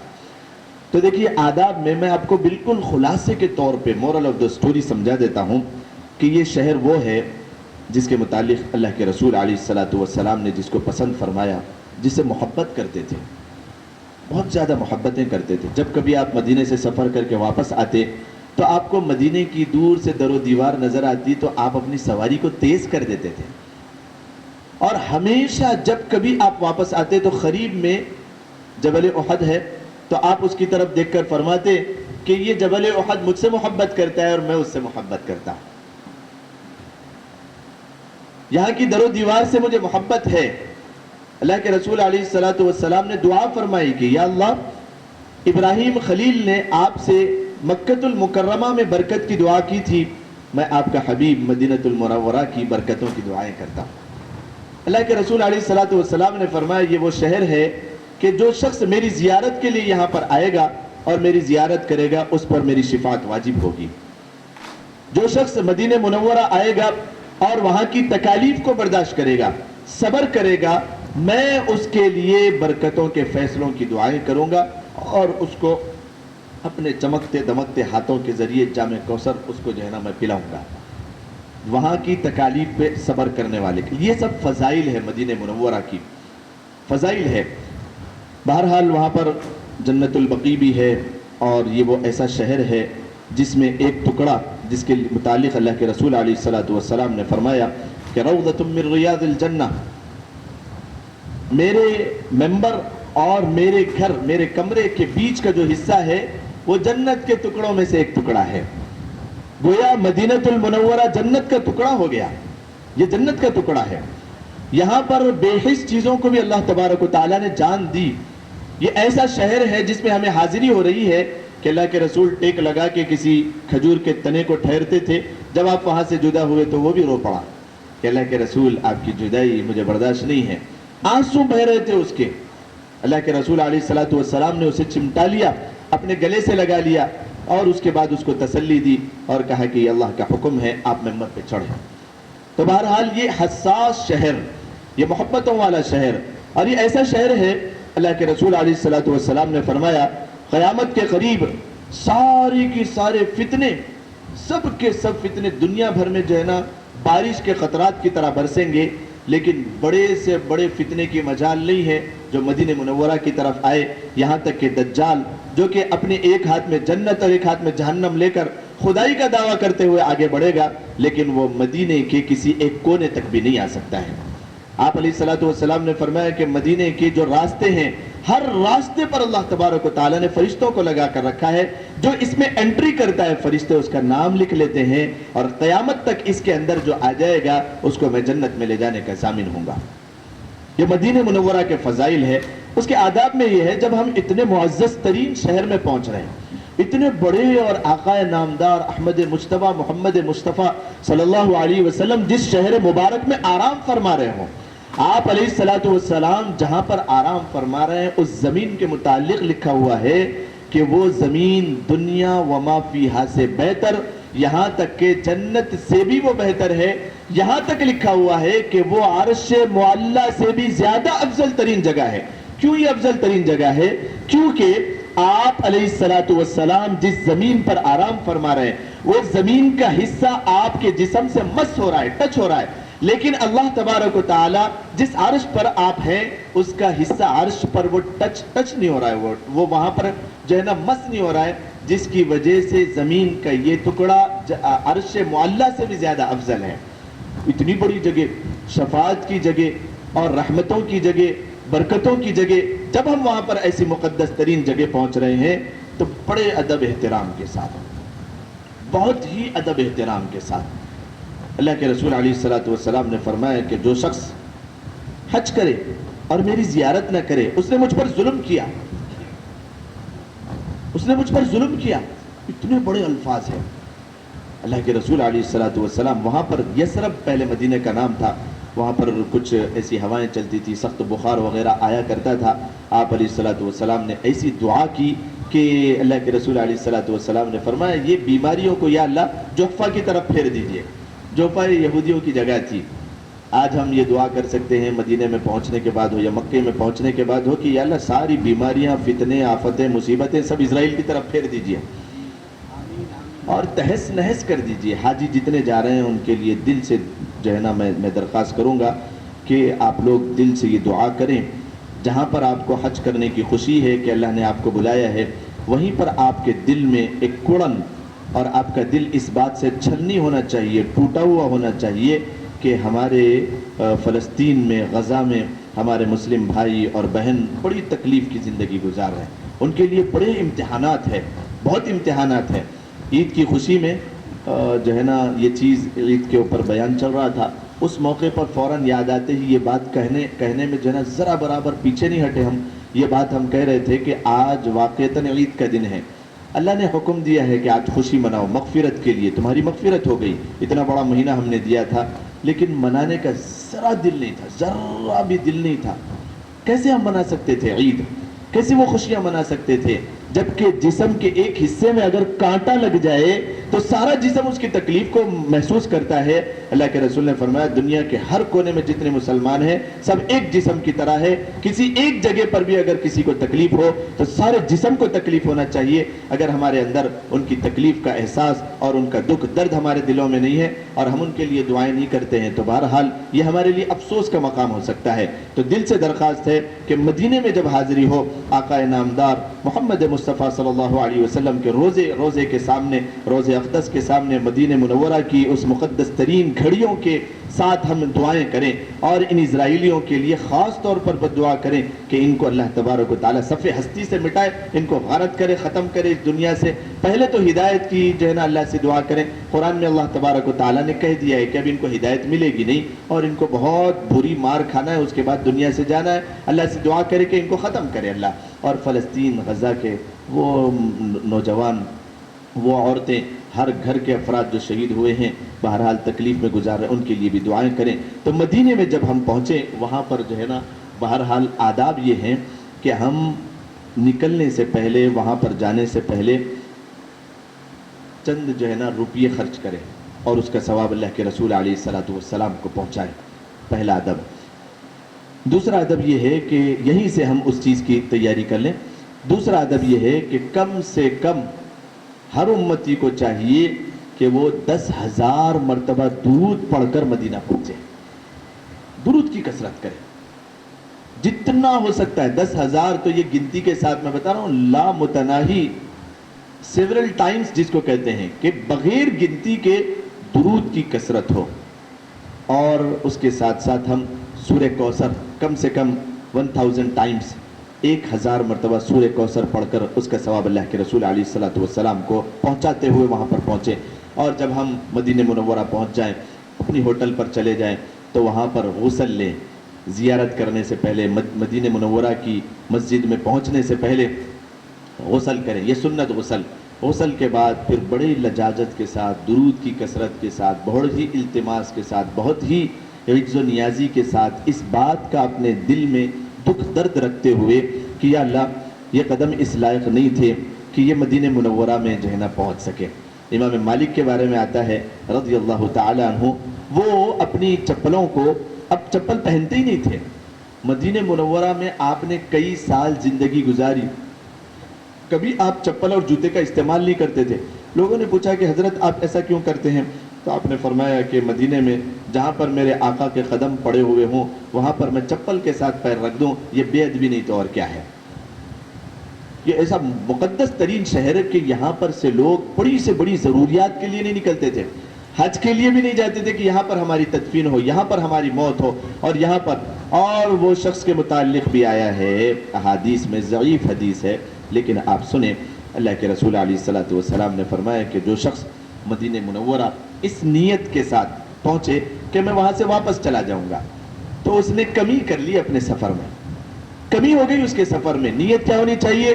واپس آؤں گا، سفر میں ایسی دعا کریں نہیں، بلکہ جا رہا ہوں تو بس نبی کا ہو کے رہ جاؤں گا، وہیں پر اللہ تبارک و تعالیٰ مجھے موت دے دے، وہیں پر رہنے کی نیت سے چلے جائیں۔ چاہے آپ 40 دن کے لیے جا رہے ہو، چاہے آپ حج کے لیے جا رہے ہو، نیت میں یہ نہ ہو کہ میں وہ کامیاب موت سے جو ہے نا بچ کے آ جاؤں۔ زندگی بھر لوگ اس کے لیے دعائیں کرتے تھے، تو بہرحال یہ بہت کامیاب سفر رہے گا آپ کا جہاں سے شروعات ہو رہی ہے۔ مدینہ منورہ پہنچنے سے پہلے یہ ساری چیزیں کریں، اور جب آپ مدینہ کی جو ہے نا مسجد میں پہنچیں تو آداب میں یہ لکھا ہوا ہے کہ سب سے پہلے 2 رکعت پڑھیں، جلدی نہ کریں ابھی روضہ اقدس کے سامنے جانے سے۔ مدینہ منورہ میں آپ پہنچیں تو اس شوق کے ساتھ، جیسے میں نے آپ کو بتایا، بوجھل قدموں کے ساتھ اس بات کا احساس کرتے ہوئے کہ یا اللہ میں اس لائق نہیں تھا یا نہیں تھی کہ یہ گندے قدم یہاں پر چلنے کے لائق نہیں ہے، یہ جسم کے ہر عضو یہاں پر ٹھہرنے کے لائق نہیں ہے، لیکن یہ آپ کا شکر ہے کہ میں پہنچ رہا ہوں۔ اس دھیان کے ساتھ، اس مزاج کے ساتھ وہاں پر پہنچیں، اور جب پہنچ جائیں مسجد نبوی میں تو 2 رکعت سب سے پہلے تحیۃ المسجد پڑھ لیں، اور اگر وقت ہو تو شکرانے کی بھی اور صلاۃ الحاجت بھی اور صلاۃ التوبہ بھی 2 رکعت میں نیت کر کے یہ تینوں چیزیں پڑھ لیں۔ توبہ، زندگی بھر کے پچھلے گناہوں کی معافی کی نیت کر لیں۔ حاجت کہ بھئی آئندہ زندگیوں میں اور بھی جو ہے نا اللہ اسفار جو ہے نا میرے لیے مقدر فرمائے، اور شکر کہ بھئی یہاں پر اللہ نے پہنچا دیا، اس بات کا شکر ہے۔ 2 ہی رکعت کی نیت ہے، یہ تینوں نیتیں آپ کر لیں صرف 2 رکعت میں۔ 2 رکعت پڑھ لیں اور 2 رکعت تحیۃ المسجد پڑھ لیں اور پھر فوراً جو ہے نا اب آپ درود کی کثرت کرتے ہوئے آپ آ رہے ہیں مدینہ منورہ میں. اب آپ باب بلال سے اگر آ رہے ہیں تو سامنے ہیں، یا باب سلام سے آپ آ رہے ہیں تو بالکل سامنے سے آپ انٹر ہوں. ابھی تو بہت زیادہ لمبا کر دیے ہیں، ایسا نہیں آ سکتے ہیں جیسے ہم پہلے جاتے تھے کہ باب السلام سے ہم انٹر ہو رہے ہیں اور سلام پڑھ کے پھر واپس جا کے پھر وہاں سے آ جاتے تھے. بڑے مقدس ترین اسفار اللہ تبارک و تعالیٰ نے کرائے ہیں، لیکن اب وہ موقع نہیں ہے. بہت لمبا چکر لگا کے پھر آنا ہے. ایک ہی مرتبہ میں آدمی تھک جاتا ہے، دوسری مرتبہ وہ ارادہ نہیں کرتا، کیونکہ ان کو جو پبلک ہے اس کو سنبھالنا ہے، اس کو جو ہے نا ذرا لے کے چلنا ہے. اسی لیے ان کا یہ عمل ہے اور اس کو فالو کر لیں، اس کو جیسے انہوں نے رولز بنائے ہیں اس کو فالو کریں. تو بہرحال باب سلام سے جب آپ انٹر ہو رہے ہیں درود پڑھتے ہوئے آپ جائیں.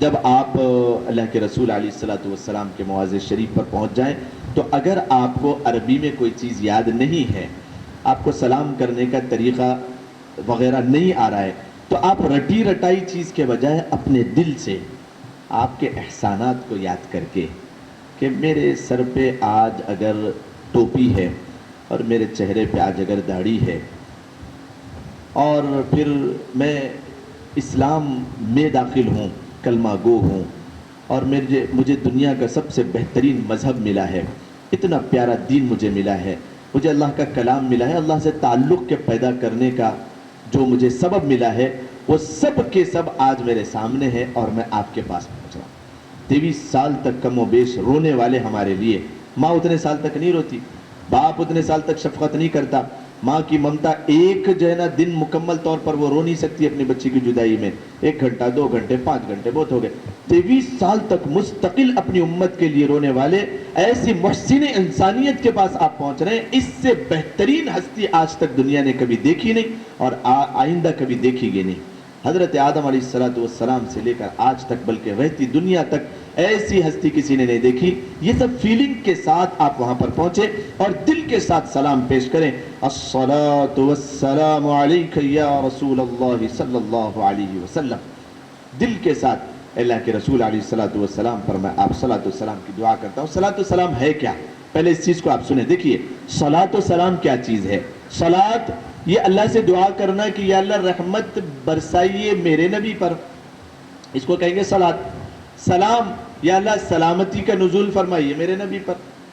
ترجمہ آپ سمجھ رہے، صلی اللہ علیہ وسلم ہم پڑھتے ہیں، مطلب کیا ہے اس کا؟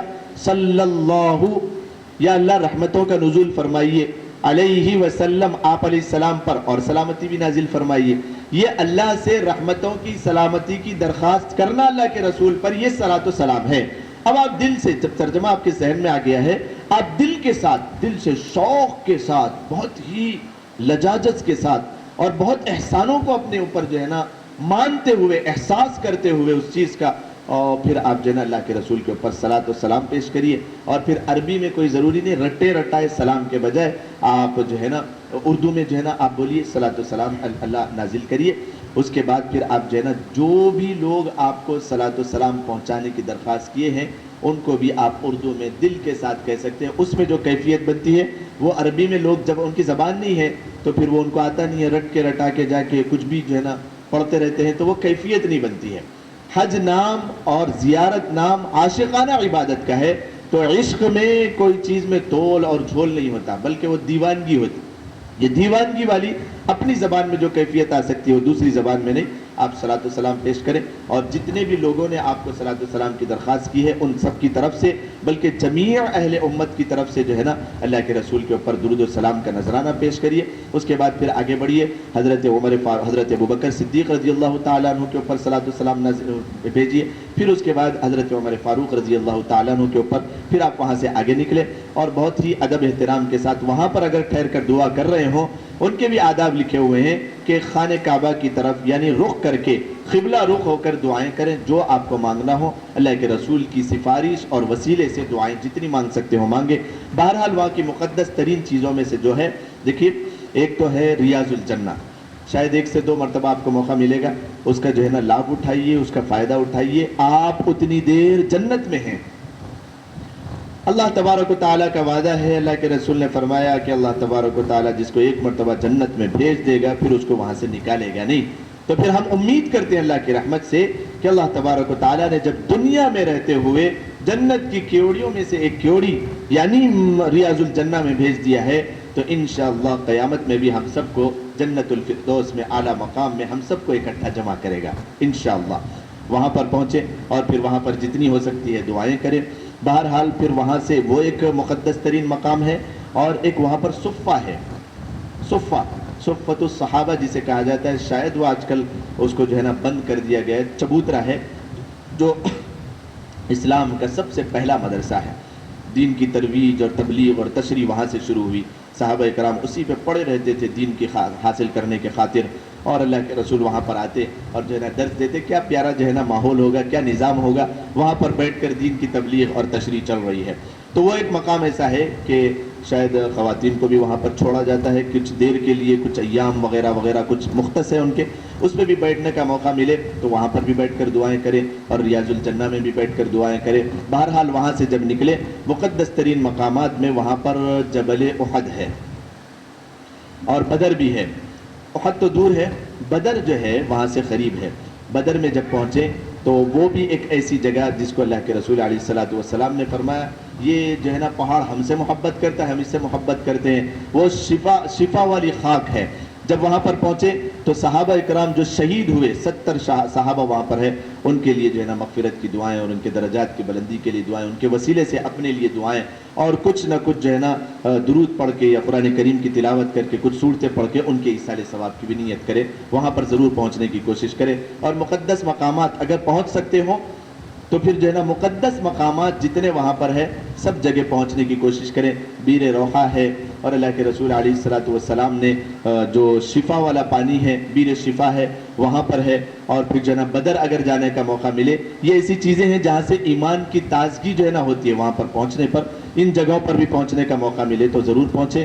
مدینے میں رہتے ہوئے جنت البقیع سامنے ہے جہاں پر کئی سو جو ہے نا صحابہ کرام رضوان اللہ تعالیٰ علیہ مجمعین مدفون ہے.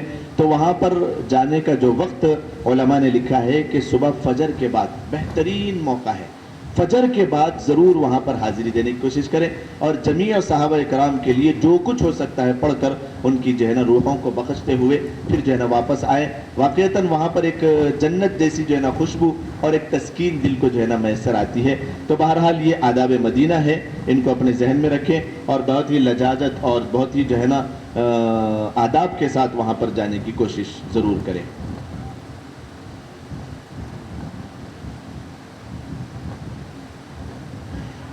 دیکھیے حجاج اکرام کا قربانی دینے کا مسئلہ ہے. حج کی قربانی کیا ہم اپنے شہر میں دے سکتے ہیں؟ سوال آیا ہوگا آپ لوگوں کے ذہنوں میں کہ حج افراد کے لیے تو ٹھیک ہے کوئی قربانی نہیں ہے، لیکن ان میں کوئی نہیں ہوں گے جو حج افراد کر رہے ہیں. حج قران اور حج تمتع یہ دونوں کے لیے قربانی ہے. تو قربانی، حج کی قربانی کیا ہم اپنے شہر میں دلوا سکتے ہیں؟ سوال ہے نا، آتا ہے ہر ایک کے ذہن میں. تو حج کی قربانی حدود حرم میں مکے میں ہی دینا ہے. وہ قربانی آپ اپنے شہر میں نہیں دے سکتے. بقیہ رہی بات آپ صاحب نصاب ہے، یعنی آپ کے پاس 7.5 تولے سونا یا 52.5 تولے چاندی یا اس کی مقدار میں آپ کے پاس پیسے اپنی ضروریات سے زیادہ، تو پھر ان کے اوپر الگ سے صاحب نصاب ہونے کی وجہ سے قربانی واجب ہوتی ہے. تو یہ قربانی ہم اپنے شہر میں اپنے گھر میں کروا سکتے ہیں، دلوا سکتے ہیں. لیکن حج کی وجہ سے جو قربانی آ رہی ہے وہ قربانی آپ کو مکے میں ہی دینا ہے. وہ قربانی آپ وہاں سے باہر کہیں نہیں دے سکتے ہیں. اگر کوئی غلطی ہونے کی وجہ سے اگر آپ کو جو ہے نا دم دینا پڑے، یعنی ایسی غلطی ہو گئی واجب چھوٹ گیا، فرض جو ہے نا چھوٹ گیا، فرض میں کمی ہو گئی، خوشبو کا استعمال یا پھر وغیرہ وغیرہ، تو یہ ساری چیزوں میں جو آپ کو دم دینا ہے یہ دم بھی آپ کو وہیں پر دینا ہے. دم آپ اپنے گھروں میں نہیں دے سکتے ہیں. ورنہ ایسے ہو سکتا ہے کہ بہرحال یہ ایک لطیفے کی بات ہے کہ دم کے باضابطہ جو ہے نا ایسی حرکتیں ہونے کے بعد یہاں پر جو ہے نا قربانی کرواتے رہیں گے، تم بھی مست رہو کھا کے پی کے، ہم بھی اپنی جو ہے نا عبادت کر رہے ہیں. ایسا نہیں ہوگا، یہ بات غلط ہے. تو بہرحال دم اگر واجب ہوتا ہے تو وہ مکے کی حدود حرم میں ہی آپ کو دینا لازم ہوگا۔ ایک سوال یہ ہے کہ قیام مزدلفہ کا صحیح وقت کون سا ہے؟ دیکھیے، قیام مزدلفہ میں آپ کو عرفات سے آپ نکلنے کے بعد مزدلفہ جانا ہے۔ عرفات میں آپ زوال کے غروب آفتاب کے وقت نکلیں گے، ٹھیک ہے؟ غروب آفتاب کے بعد آپ جتنے بجے پہنچ جائیں مزدلفہ میں، وہاں سے وقت آپ کا شروع ہو جاتا ہے۔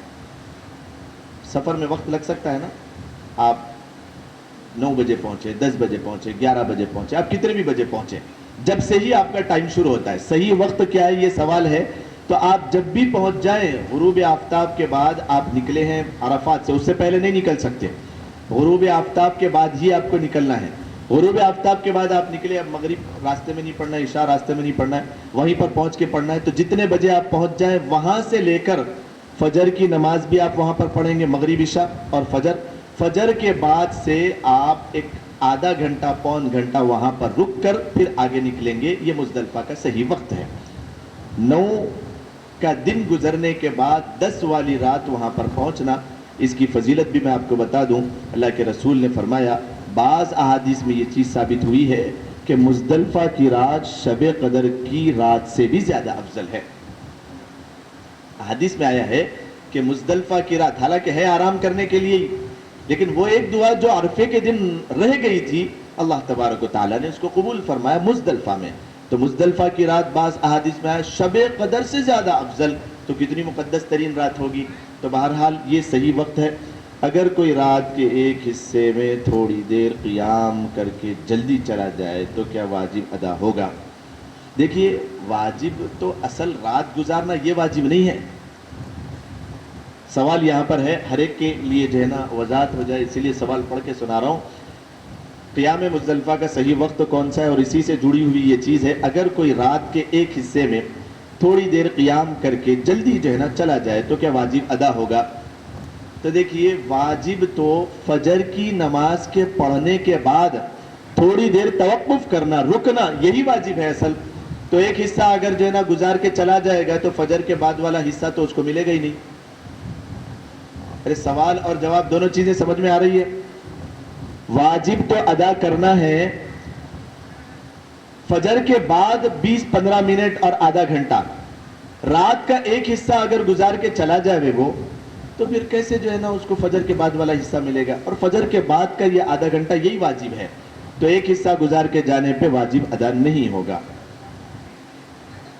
بہرحال کوئی اور سوال ہو تو آپ کر سکتے ہیں، اور اس کا اور بھی خلاصہ انشاءاللہ العزیز، شاید یہ لائیو بھی چل رہا ہے یہاں پر سٹ انڈیا نیوز پہ، اس پہ بھی آپ کو مل جائے گا۔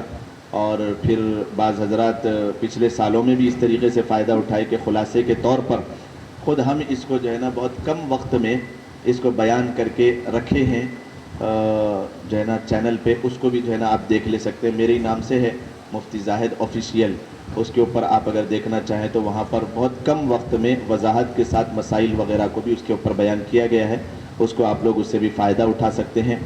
بہرحال اللہ تبارک و تعالی آج کے اس پروگرام کے منعقد کرنے والے کوسمو گروپس کی جانب سے، اور ہمارے یہاں پر مقصود صاحب بھی موجود ہے، ان کے بڑے بھائی برادر کبیر بھی موجود ہے، اور جو ان کی مکمل ٹیم ہے، ان سب کے لیے بہت ہی جو ہے نا میں شکر گزار ہوں کہ انہوں نے موقع دیا، اور ہم نے یہاں پر حاجیوں کی ٹریننگ کے لیے ہماری حاضری ہوئی ہے۔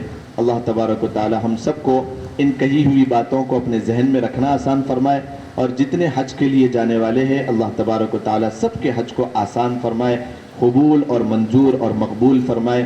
اللہ تبارک و تعالی ہم سب کو بار بار اپنے گھر کی حاضری نصیب فرمائے۔ بہرحال ایک بات اور یہاں پر رہ جاتی ہے، اس کو بھی میں آپ کو بتا دوں۔ دیکھیے کہ یہ بات میں بار بار بیچ میں بھی بتایا، لیکن ابھی یاد آ گئی تو شاید فائدہ ہو سکتا ہے۔ دعا کے تعلق سے ہے کہ دعا پڑھنے کا نام نہیں ہے، ذہن میں رکھیں، دعا پڑھنے کا نام نہیں ہے۔ ایک واقعہ میں سنا دیتا ہوں، حجاج بن یوسف بڑا ظالم بادشاہ جو ہے نا گزرا ہے، 2 واقعات ہیں اس کے، 2 واقعات میں دعا سکھایا اس نے۔ حجاج بن یوسف کا نام لیتے ہی جو ہے نا اس وقت کے زمانے کے لوگ کانپ جاتے تھے۔ ایک مرتبہ پہنچ گیا مطاف میں، ایک آدمی بیٹھا ہوا دعا کر رہا ہے، جیسے ہی دیکھے لوگ ظالم آ گیا تو سب بھاگ گئے. ایک بیٹھا ہوا اپنی جگہ، جیسا فارمیلٹیز والی دعا ہوتی ہے وہ ربنا آتنا وغیرہ جو بھی تھا وہ دعائیں کر رہا تھا. تو حجاج بن یوسف اس کے پاس پہنچا. ہاں اتنی مجال اس کی، سب ڈر کے کانپ کے بھاگ گئی، یہ بیٹھا ہوا ہے. قوم کھڑے ہو جا. تو اس نے کہا بھیا تو کون ہے، مجھے کیوں اٹھا رہا ہے، چل میں دعا کر رہا ہوں. تو اس نے کہا کہ کھڑے ہوتا ہے کہ نہیں، میں حجاج بن یوسف ہوں. فوراً سے کھڑا ہوا. دیکھنے پہ معلوم ہوا کہ وہ نابینا تھا، نابینا کو دکھا نہیں، سب تو بھاگ گئے، یہ کھڑا ہوا بیٹھا ہوا. حجاج بن یوسف بولتے ہی بہت زیادہ وہ پریشان ہوا کہ یا اللہ یہ کون سی آفت آ گئی.